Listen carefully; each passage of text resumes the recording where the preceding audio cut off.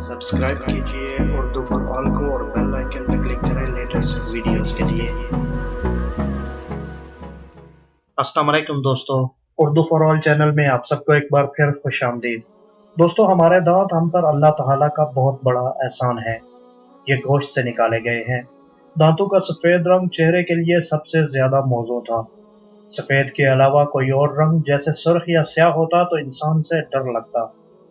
दांतों में अल्लाह ताला की बहुत निशानियां हैं। दांतों का जबड़ों से निकलकर बढ़ना फिर एक खास लंबाई पर आकर रुक जाना अल्लाह ताला की निशानी है। अगर ये बढ़ते ही रहते तो हमारी जिंदगी अजाब बन जाती। क्या इनको हमने रोका है? नहीं। फिर इनके साख्त पर गौर करें।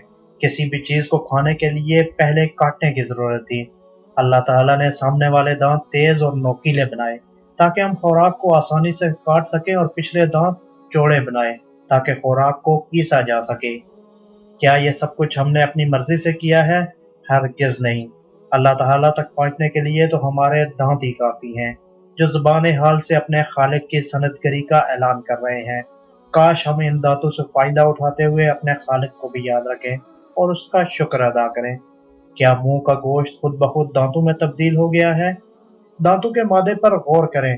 अगर ये नरम होता तो चुबा ना सकता था, और लोहे की तरह सख्त होता तो हमारी जुबान को काट देता। खालिक ने ऐसे मादे का इंतखाब किया है जो मज़कूरा काम के लिए मौजू तरीन था। अकल वालों के लिए दांतों में कुदरत की बिल्कुल वाज़ेह निशानियां हैं। उम्मीद करता हूँ फ्रेंड्स, आपको ये मुख्तसर सी वीडियो ज़रूर पसंद आई होगी।